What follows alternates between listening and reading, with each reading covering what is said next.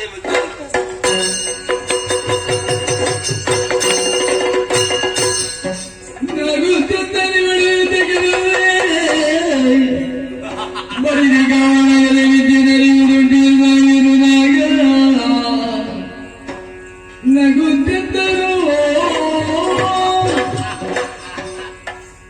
ಯುದ್ಧವನ್ನು ಮಾಡಿ ಜಯಿಸುವುದಕ್ಕೆ ಅಸಾಧ್ಯವಾಗುತ್ತದೆ ಎಂಬುದನ್ನು ತಿಳಿದಂತಹ ತಾಯಿ ಮಹಾಮಾತೆ ವೀರಪಾನ ಮಾಡುವುದು ಇದು ಒಂದು ಬೇಕ. ಹೆಣ್ಮಕ್ಕಳು ಇಷ್ಟರವರೆಗೆ ಕುಡಿಯುತ್ತಿದ್ದಿಲ್ಲ, ಇನ್ನು ಪ್ರಾರಂಭ ಮಾಡ್ತಾರೆ. ಹೆಣ್ಮಕ್ಕಳು ಕೂಡ ಕುಡಿಯುವುದಕ್ಕೆ ವೀರಪಾನ ಅಂದ್ರೆ ಏನು? ಅಮರ ಪದಾರ್ಥ ಅದನ್ನು ಕೊಡುವವರು ಕೆಲವರು ಇರ್ತಾರೆ. ಮತ್ತೇನು ಕುಡಿಯಲಿ, ಧರ್ಮಕ್ಕೆ ಸಿಕ್ಕುತ್ತದೆ ಅಂತ ಹೇಳಿ ಸಾಧಿಸುವುದು, ಮತ್ತೆ ಹೋಗಿ ಮಲಗಿಕೊಳ್ಳುವುದು. ಇದು ಹಾಗೆ ಸತ್ಯತ್ವದಿಂದ ಅದರಿಂದ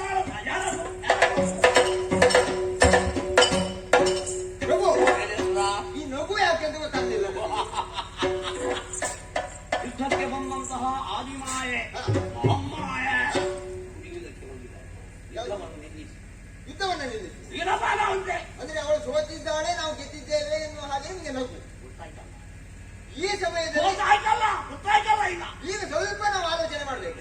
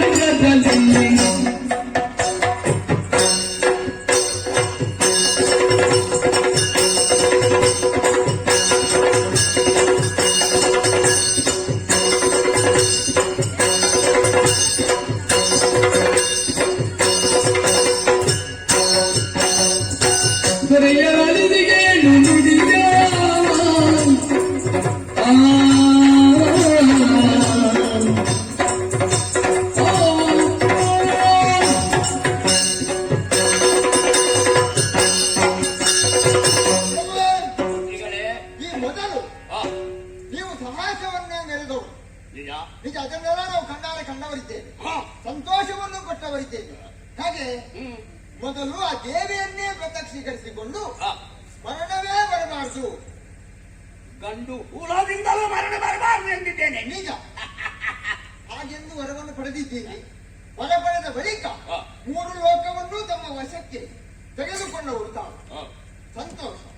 ಆದ್ರೆ ಈ ಮೊದಲು ದೇವಿಯನ್ನು ನೀವು ಪ್ರತ್ಯಕ್ಷೀಕರಿಸಿಕೊಳ್ಳುವಾಗ ನೀವು ವರವನ್ನು ಪಡೆದದ್ದು ಗಂಡು ಮಕ್ಕಳಿಂದ ನನ್ನ ಪಾಲಿಗೆ ಮರಣ ಬರಬಾರದು ಎನ್ನುವ ಹಾಗೆ ವರವನ್ನು ಪಡೆದದ್ದು ಸತ್ಯ. ಆದ್ರೆ ಈ ಸಮಯದಲ್ಲಿ ನೀವು ಒಡನೆ ಯುದ್ಧಕ್ಕೆ ಬಂದದ್ದು ಯಾರು? ದೇವಿ. ಅವಳು ಅಲ್ಲ, ಅವನು ಅಲ್ಲ, ಅದು ಅಂತ ಹೇಳ್ತಾರಲ್ಲ, ಅದು ಶಕ್ತಿ ಅಂತ ಒಂದು. ದೇವಿ ಅಂತ ಕರೆದ ಮೇಲೆ ಹೆಣ್ಣೆ ಅಲ್ವಾ? ಏನೋ ನಾರಿ ಸೀರೆಯನ್ನು ಉಟ್ಟ ಕಾರಣ ಹೆಣ್ಣು. ಅದು ಏನು ಮಾಡೋಣ, ಕೆಲವು ಕೈಗಳು ಆಯುಧವು ಬೇರೆ.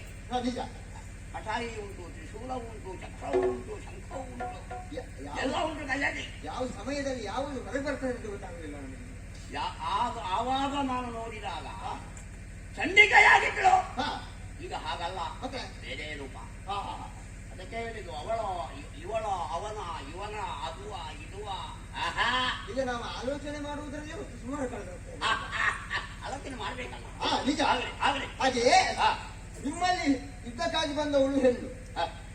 ಹೌದೌದು. ಈಗ ನೀವು ಹೆಣ್ಣಿನಿಂದ ಮರಣ ಬರಬಾರದು ಎನ್ನುವ ಹಾಗೆ ಎಲ್ಲಾದ್ರೂ ಮರವನ್ನು ಪಡೆದದ್ದುಂಟಾ? ಅದು ಕೇಳಲಿಲ್ಲ. ಕೇಳಲಿಲ್ಲ. ಆದ್ರೆ ಈ ಸಮಯದಲ್ಲಿ ನಮಗೆ ಹೆಣ್ಣಿಂದಲೂ ಮರಣ ಬರಬಾರದು ಅಂತಿದ್ರೆ ಒಂದು ತರುವುದೆನೆಗೊಂದು ಬಾಯ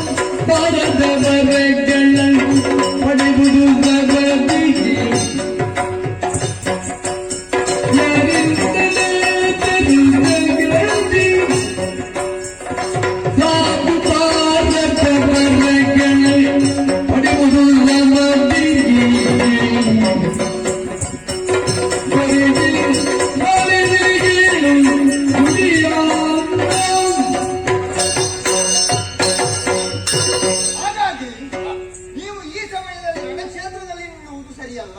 ಮತ್ತೆ ನೇರವಾಗಿ ಕಾನನವನ್ನು ಸೇರಿಕೊಂಡ್ರೆ ಮುಚ್ಚಬಾಯ್ ಹಾ, ಯುದ್ಧವನ್ನು ಮಾಡುತ್ತಾ ಮಾಡುತ್ತಾ ಅರ್ಧದಲ್ಲಿ ನಿಲ್ಲಿಸಿ ಕಾನನವನ್ನು ಸೇರಬೇಕೆ? ಹಾ, ನಾನು ಹೇಳಿ ಎಂದು ಭಾವಿಸಿದೆಯಾ? ಇದು ಹೆದರಿ ಅಲ್ಲ, ಮತ್ತೆ ಮುಂದೆ ಹೆದರಬಾರದು ಎನ್ನುವಂತ ಉದ್ದೇಶದಿಂದ. ಬಾರಿಗೆ ಹೋದರೆ ಹೆದರಿಕೆ ಆಗುವುದು. ಅಯ್ಯ, ನನಗೆ ಇಲ್ಲದಿದ್ರು ಹೆದರಿಕೆ ಇಲ್ಲ. ನಿಜ. ಹಾ. ಆದ್ರೆ ಹಾ. ಕಾಡಿಗೆ ಹೋಗುವುದು ಯಾಕೆ? ಯಾಕೆ? ಈ ಮೊದಲು ಗಂಡಿನಿಂದ ಮರಣ ಬರಬಾರದು ಎನ್ನುವ ಹಾಗೆ ವರವನ್ನು ಪಡೆದಿದ್ದೀರಿ. ಹಾ. ಈಗ ಮತ್ತೊಂದು ವರವನ್ನ ಇಲ್ಲ ಮತ್ತೊಂದು ರೀತಿಯಲ್ಲಿ ನೀವು ಸಾಧನೆಯನ್ನು ಮಾಡಿ ಹಾ. ರಣಕ್ಷೇತ್ರಕ್ಕೆ ಬರಬೇಕು. ಮತ್ತೊಂದು ಸಾಧನೆ. ಹಾ.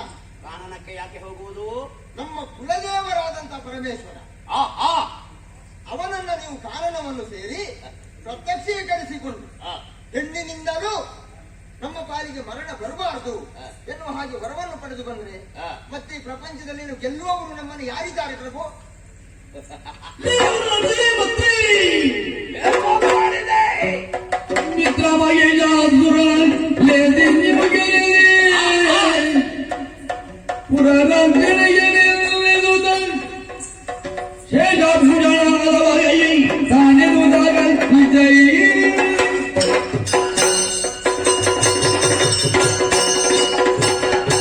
ಏನು ಮಾಡಿದೆ ಮಂತ್ರಿ?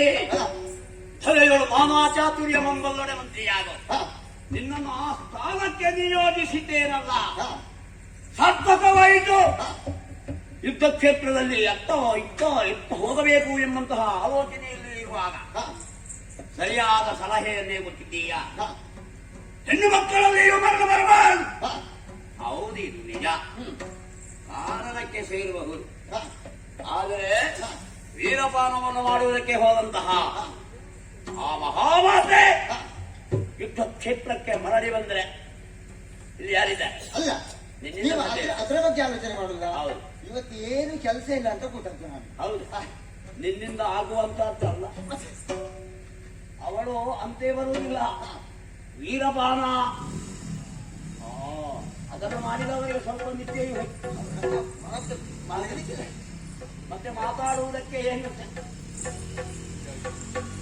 ಆದ್ದರಿಂದ ಹೇಳ್ತಾ ಇದ್ದೇನೆ, ನಿನ್ನಾಗೆ ಯುದ್ಧವನ್ನು ಮಾಡುವುದಕ್ಕೆ ಸಾಧ್ಯ. ಪುರದ ರಕ್ಷಣೆಗೆ ನೀನು ಯುದ್ಧ ಮಾಡುವುದಕ್ಕೆ ನನ್ನ ಮಿತ್ರ ಇದ್ದಾರೆ, ಯಾರು? ಮಹಿಷಾಕ್ಯ. ಓ, ಅವರನ್ನೇ ನೆನವರಿಕೆ ಮಾಡುತ್ತೇನೆ. ಮಹಿಷಾಕ್ಯ, ಮಹಿಷಾಕ್ಯ.